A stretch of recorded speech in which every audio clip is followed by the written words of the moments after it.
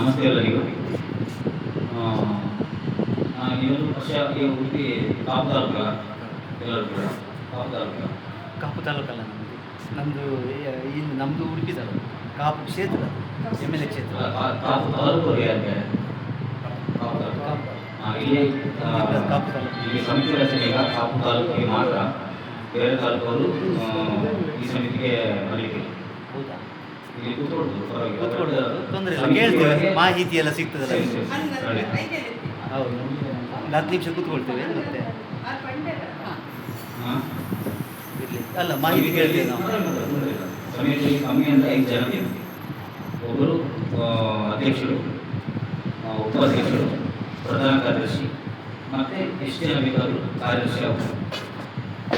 ಹಾಗೆ ಈಗ 3 ಜನ ಅಂದರೆ ಸಮಿತಿ ರಚನೆ ಆಗಲ್ಲ, ಕಮ್ಮಿ ಅಂದರೆ 5 ಜನ ಬೇಕಾಗುತ್ತೆ.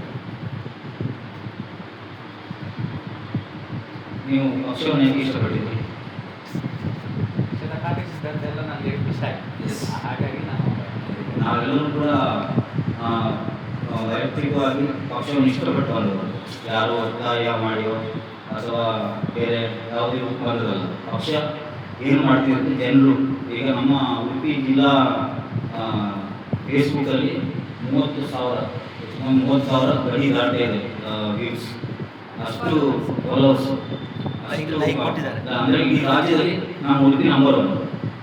ಇಷ್ಟು ಲೈಕ್ ಎಲ್ಲೂ ಕೂಡ ಫಾಲೋವರ್ಸ್ ಎಲ್ಲೂ ಕೂಡ ಲೀಡ್ ಆಗಿದ್ದಾರೆ, ನಂಬರ್ 1 ಇದೆ. ಎಲ್ಲರೂ ಕೂಡ ನಮ್ಮ ಪಕ್ಷವನ್ನು ನೋಡ್ತಿದೆ, ಪಕ್ಷ ಏನು ಮಾಡ್ತಿದೆ, ಪಕ್ಷದ ಕೆಲಸ, ಲಂಚ ಮುಕ್ತ ಒಂದು ಕರ್ನಾಟಕ ಮಾಡಬೇಕಂತೇಳಿ ಎಲ್ಲರೂ ಕೂಡ ಈಗ ಜನ ಬದಲಾವಣೆಯನ್ನು ಕಾಯ್ತಿದ್ದಾರೆ.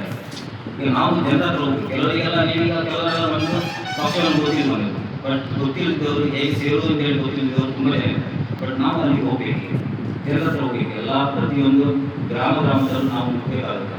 ಈಗ ಇನ್ನು ಹತ್ತಿರದಲ್ಲೇ ಎಲೆಕ್ಷನ್ ಬರ್ತಾ ಉಂಟು, ಅದಕ್ಕೋಸ್ಕರ ಸಮಿತಿ ರಚನೆ ಆದಷ್ಟು ಬೇಗ ಮಾಡುವಂಥ ಪ್ಲ್ಯಾನ್ ಮಾಡಿ. ಸಮಿತಿ ರಚನೆ ಆದರೆ ಜವಾಬ್ದಾರಿಗಳು ನಮ್ಮ ಕಮ್ಮಿ ಆಗುತ್ತೆ, ಜಿಲ್ಲೆಯವರಿಗೆ ಕಮ್ಮಿ ಆಗುತ್ತೆ, ಎಲ್ಲ ತಾಲೂಕು ವಯಸ್ಸು ಅವರಿಗೆ ಜವಾಬ್ದಾರಿ ಇರುತ್ತೆ. ಹಾಗೆ ಈ ಪಕ್ಷದಲ್ಲಿ ಏನು ಕೆಲಸ ಬಿಟ್ಟು ಬನ್ನಿ ಅಥವಾ ನಿಮ್ಮ ಕೆಲಸ ಇಷ್ಟೇ ದಿನ ಬರಬೇಕು ಅಂದರೆ ತಡೆ ಏನಿಲ್ಲ. ನಾವೊಂದು ಈಗ ಪಕ್ಷದಲ್ಲಿ ಬಂದ ಸಮಿತಿಯವರ ಒಂದು ಕೆಲಸ ಹೇಳ್ತೀವಿ, ಒಂದು 3-4 ಅಭಿಯಾನಗಳು ತಿಂಗಳಲ್ಲಿ, ಅದು ನಾವು ಒಂದು ಗೂಗಲ್ ಬಿಟ್ಟು ಮಾಡಿಬಿಟ್ಟು ಅದರಲ್ಲಿ ನಮಗೆಲ್ಲರಿಗೂ ಆಗೋ ಸಮಯ, ಅಂದರೆ ಜಿಲ್ಲೆಯವರಿಗೆ ಅಲ್ಲ, ನಿಮ್ಮ ತಾಲೂಕವರಿಗೆ ಆಗುವಂಥ ಯಾವುದೋ ಒಂದು ಸಮಯದಲ್ಲಿ 4 ಅಭಿಯಾನಗಳನ್ನು ಮಾಡೋದು. ಮತ್ತು ಅಭಿಯಾನಗಳಲ್ಲಿ ಒಂದು ತಾಲೂಕು ಅಭಿಯಾನಗಳಿರುತ್ತೆ, ಅದು ಆವಾಗ ನಾವು ಕೂಡ ಜಿಲ್ಲೆಯವರು ನಿಮ್ಮ ಎಲ್ಲ ಕಾರ್ಯಕ್ರಮಕ್ಕೂ ಬರ್ತೇವೆ. ಎಲ್ಲ ಪ್ರತಿಯೊಂದು ಏನು ಅನಿಸಿದ್ದು